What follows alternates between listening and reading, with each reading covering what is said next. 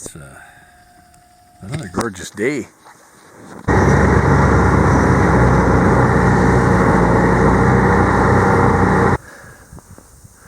You don't have yours caught up already, do you? Yeah. God almighty. There is the Arctic Oven Igloo. It's supposed to be minus 33 tonight. We got the propane, 20 pounds of propane.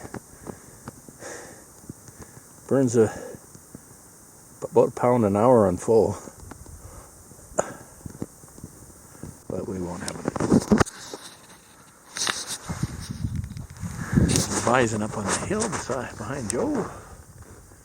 But they didn't like the locust of us. They seem to be on the other side of our valley here, which is hard to get to. Well, you can.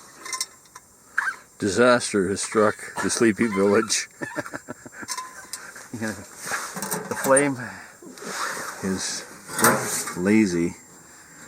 We don't know what the problem is. It could be that it's so cold that the propane is no longer vaporizing properly in a 20-pound tank. It's more likely that, because the regulator works when it's warmer. Yeah. Unless it's a higher pressure regulator than what you have. Have you adjusted the reg? No. Oh, you haven't? No. Okay, I can do that. I can go turn the pressure up. This is where you need someone that knows what they're doing with you on a trip. Enough to be dangerous. Adjust the regulator? No, I haven't done that. Anyway, it was nice and warm in here for a while. Then when it hit about minus 35, the propane tank made some very weird sounds. And now we can see our breaths. So, it's not as nice. It's not as nice when you don't have the coziness. So this is the igloo. And it's all about right for 2 guys. But you couldn't have more than that with cots for sure. And you don't want to not have cots in the wintertime. So this is a 2-man operation. And even then it's a little bit crowded. But it should be easy to heat, which is a good thing when your heat goes down. Anyway, the sun's up, supposed to go up to minus 16. Minus 16 today, so that'll look after the problem, and then we have to decide whether we want to stay in a tent that's only really warm when it's warm out. Stay tuned. Good news is, although I didn't get you out in time, we did see some bison, and there are a few bison through here, so we've got some hope if we actually can stick around.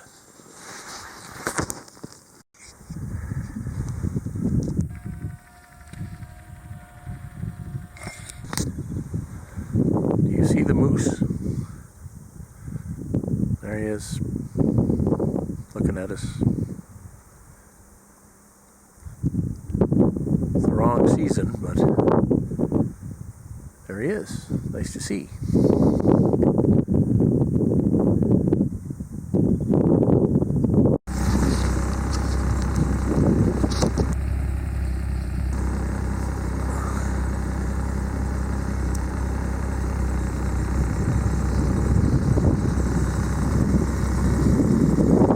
Did you say they were here around 10 o'clock? Anyway, we just missed them. So they wheeled towards the river from here. Boy. Okay. The mystery was solved. When it gets to be minus 40, the propane has trouble getting out of the liquid state. And that was the sound I heard. It was probably a phase conversion. And our heat went from, on one side, probably 15,000 BTU to maybe 3. Yeah. Which, even with this nice insulated tent, was painful. Okay, a couple of things. we got back here yesterday. The following night, which I didn't get any footage of, was even worse. We banked some snow around the propane tank and then put it right against the wall. We thought that would keep the heat in. Because the tank was part empty, even when it went down to minus 30, we just simply lost all the heating power. So we again went down to about 3,000 BTUs. But this time it happened around maybe 12:30 to 1 o'clock in the morning. So we had about 8 hours of minus 20 in the tent, which, it's not terrible. But when you're expecting like plus 10, fortunately we brought fairly good bags and wore a bunch of clothing.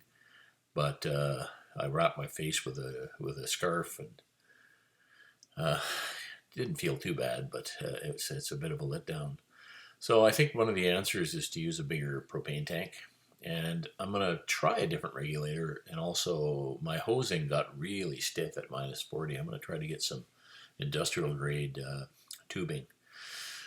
So propane is got some disadvantages, and it never went out, even at minus 40. The first night it went down to minus 40, which is unusual for May the 12th, but it happens. It happened in the valley we were at. The next night it went down to about minus 30, minus 31, and banking it with snow ended up being a mistake, because I think what you're doing is it super cools when it's got a refrigeration effect when it's giving out gas, and I think that made it actually colder. Because it might have been able to take heat in even at minus 20. So it wasn't working as well as it could. So I think I'm going to do at least a 30-pound, maybe even a 40-pound tank. That'll help. And the other problem I had is my beautiful Varburger. I had, which I always do, taken the bolt out and degreased the bolt. So the bolt was working fine. And these Varburgers, if you ever find one, you have to basically decock it and tap the bolt out, and then it'll all come out. It's pretty easy. I degreased that. I had to degrease the trigger and sear mechanism. So what was happening, it's kind of hard to see, but what was happening is the sear wasn't engaging. So when it was minus 40, minus 30, I wasn't getting the bolt to engage. And of course, I didn't bring the right screwdrivers with me. This takes metric Allen screws, so I didn't have any of those. So my gun wasn't working past about minus 25. So I've now degreased and really, really lightly lubricated the sear mechanism. So it should be good to go now. So yeah, that little piece of not thinking everything through. I did half of it with the bolt. I didn't do the trigger sear. So my gun was not working perfectly. So now I'm set. We might go out again. We're not going to get another minus 40 day. I think I'll buy a 30-pound tank and look for a better hose. I didn't get footage of any of that because it was just too miserable.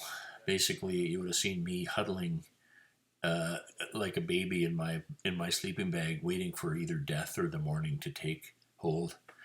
And the morning came, and again it got up to about minus 11 that day. So we got the big swings in temperature this time of year, but it still gets really cold at night. And my days of sleeping at minus 20 outside, that's okay. But you start thinking, why am I not at home? And of course, with the new coronavirus, maybe it's good to stay out there. So thanks for watching. I'm still dialing in this propane system, and eventually I'll get it. But I think a 40-pound tank is the way to go. More thermal mass, I think it'll work better.